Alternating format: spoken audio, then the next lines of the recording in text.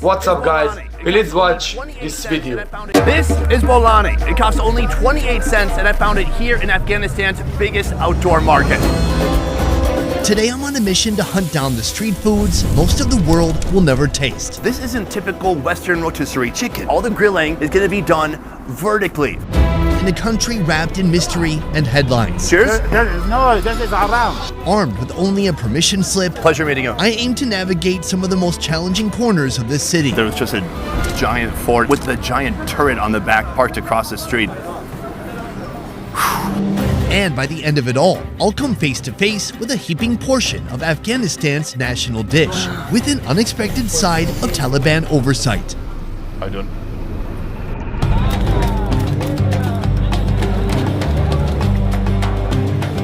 Mandawi Market, Kabul. A place where a wrong turn down maze-like back alleys could lead you to an unwanted checkpoint with you-know-who. Here among the chaotic streets, one smell cuts through the diesel and dust. Bolani is Afghanistan's most wanted street fight. To make it, first a vendor plunges bare hands into a metal basin, water, wheat flour, and salt.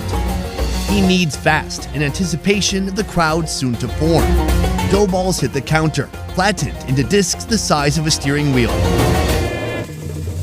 Next comes the covert cargo, mashed potato blitzed with cumin, turmeric, masala, and a shake of red chili flakes. He slides each parcel into a cauldron of screaming oil. No thermometers, no alarms or timers, but 30 seconds too long and the whole batch burns. And just like that, our $100 challenge has begun here in Afghanistan. Guys, hold on. There's a whole small village of Afghan men who have just arrived to my set. The extras are late. They're supposed to be in the background pretending to work. Now, if I'm honest, the chance of me hitting $100, it's 50-50. The food here, kind of on the cheap side. This is the more expensive version of this dish, and it's still really cheap. For all you see, this big doughy masterpiece, 30 Afghanis. But other vendors on the street, they're selling it for 10. So that's almost 10 cents. Ridiculous. Let's get into this. If you flip it on this side, you can actually see the seam, like looking at the center of your jeans. I'm just gonna eat it straight up. My first bite. Cheers. At first he fries it, it gets a little crispy, and he stacks them on top of each other that they start to kind of steam each other, so it gets soft in the end. Aside from the fried bread, you can taste the potato inside. I think the potato is meant to give it some body, but if you really want some more flavor, you have to use this chutney over here. Ooh, that's explosive. I'm told it has coriander, garlic, green chilies, and tomato. It is really brutally spicy. I kind of like it though. So I'm gonna give my bread a little bit of a dip. Dipping it in the chutney is a completely different experience. It really scorches your throat. Meanwhile, it gets the bread soggy, which I don't hate. If this is too spicy and you need some sweet relief, they've got this right here. This is like the bomb right here, and this is the bomb squad. Too many bomb references, I think, for where I am right now. Meet Dukh-e-Khair, Afghanistan's unofficial air conditioner in a cup. First, the sting of diced cucumber hits the bottom of a tall glass. Next comes a scoop of thick, creamy yogurt, followed by liquid yogurt mixed with dried minced mint. If you've ever had tzatziki sauce from Turkey, a kind of yogurt sauce that has cucumber and garlic inside, it's kind of like that. Cold, cool, refreshing. That is the perfect pair to go with this super fiery chutney soup over here. This isn't the only improvised edible device we'll be dealing with today. Ahead of us, 7 more street-side dishes, including Afghanistan's national dish, a truly gigantic ticking protein bomb waiting for us at the end of this video. Before I finish my first breakfast of the day, I want to give you a little bit of an update of how things are going here in Afghanistan. Now, yesterday was our first day out in the city. I didn't know what to expect, but actually in the end, everything went better than I thought it would have. People were very curious. The general population seemed pretty okay with us filming them. Nobody really were trying to shut what we're doing down. There's a lot of people here for me to talk about the Taliban, but what I'm told is a big difference from before and after the Taliban took over here is that now there's a lot more regulation and there is more checkpoints. Can I talk about this? It's like sounds good and safe. It's safer than it used to be. It's much safer now. Yeah. A gentleman in the crowd. You're from Kabul? From Kabul. Since arriving, I've heard from several locals that the country has become much safer since the Taliban took over. Maybe that's because the group that was once terrorizing the state is now the state. Though it makes me wonder, what's the safety being traded for? We have worked our way deeper into Mandawi Market, and this place is wild. Here there are a bunch of gentlemen who have pre-made a soup. They brought it, and then they scoop it up for patrons who sit down around them like we are right now. While we're tasting what this city has to offer, I want to show you an offer that's less spicy, but more soup. This eating style is just super quick and on the go. This is our guy right here, Gorban, and that is his delicious soup.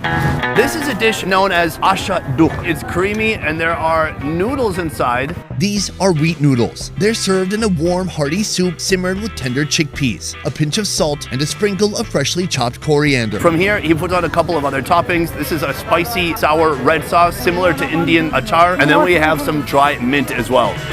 The price is about 27 cents, very affordable. The broth is very thick, white, and creamy, and that is a special broth made from something called kashk. It's like condensed dairy that becomes hard like chalk, and then they rehydrate it with water, and it becomes a creamy sauce like this. Beyond that, he's got giant spoons that he serves you. I think so you eat faster and leave faster. Oh yeah, some good competition for Kraft macaroni and cheese. Wow, that bite was mixing with some of that spicy, sour red sauce. It's got some kick. The mint gives it a little bit of an earthy flavor. I can't believe how good it is. In a way, it's kind of like baby food. I mean, the noodles are super soft. You could just press your tongue against the roof of your mouth rather than chewing them. They're that soft. Good? Good. Should we do a little?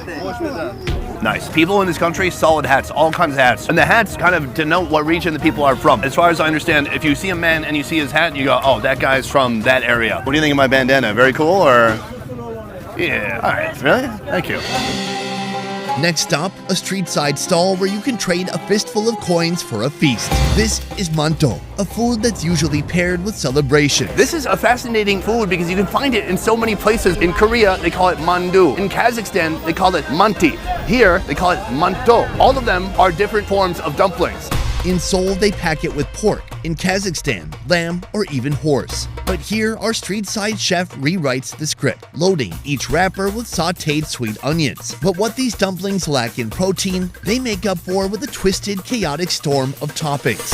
A heaping spoon of stewed red kidney beans, a glossy drizzle of tangy kashk yogurt sauce, a fiery splash of red pepper chutney, a few shakes of dried masala, and one final pinch of salt to fuse the chaos into harmony. Usually he would serve about 6 dumplings. This is a double portion, about 50 cents. Not bad. I'm gonna give it a try now. I feel a little shy. Saeed's right next to me. He's gonna be watching me.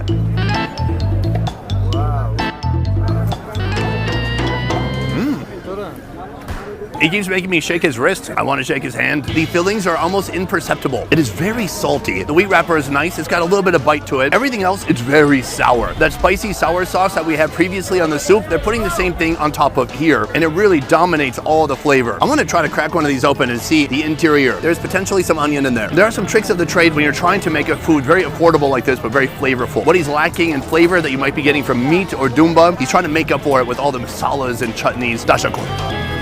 Thank you. How about the hand? Yes. No. Yeah. Oh, like this? I was doing it wrong the whole time. All right, folks, it is 12:44. It is lunchtime, and this is a substantial feast. It's liver. First of all, my guy right here has the big tawa. I guess that's what you would call it in India. On the side, French fries. Potentially, I'm in the way. No?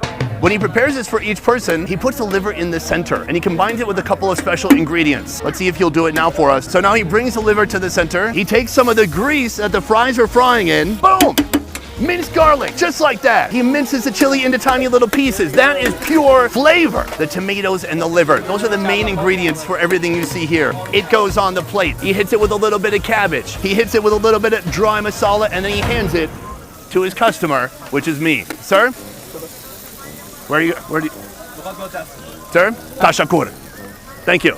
Right here we have our most substantial food of the day. That is jigar. Also, a new bread just dropped. This looks very similar to the bread we saw baked in the bakery in the last video. It even has the perforated stripes here for easy tearing, and it has the same texture. It just has a different kind of oblong shape to it. Let's talk about the price. This should be our most expensive dish of the day because it's full of meat. This right here is coming in at a wild 98 cents. That's it. It's pretty remarkable. We've got bread, we've got a micro salad, and we've got a lot of animal liver, all for under $1. Not a bad deal. My first move right here, tear the bread. Oh, it's so satisfying. This is our utensil right here. There we go. Looking nice and greasy. Cheers. I hope you travel to Afghanistan and enjoy Afghan That's food. good, pretty moist, very seasoned, super heavy and greasy. Liver, especially mutton liver, not my absolute favorite food, but what he's done here, it's nice. Aside from the liver, they just give you a little side of cabbage here.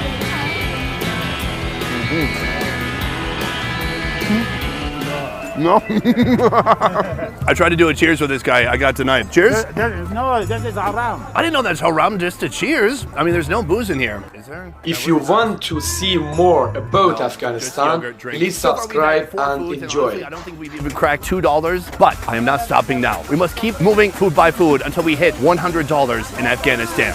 Boom, we're on to our next street food right here. A curious combination of 3 ingredients: green onion, boiled potato, and right here some boiling chickpeas. That is going to be the main body for this dish. Let's get into it. It all starts with a bowl. He puts in some boiled shredded potato. He moves over to here. He grabs some chickpeas. Next, green onions going on top. Now it's time for the flavor. Let's put it up here. I'll hold it for you. He puts on a little bit of red chutney, dry masala, and finally some salt. Wait, there's more? The final step, something I've not seen used yet today, white vinegar. All of that combined makes one of the most unique salads you'll find, at least here on this street.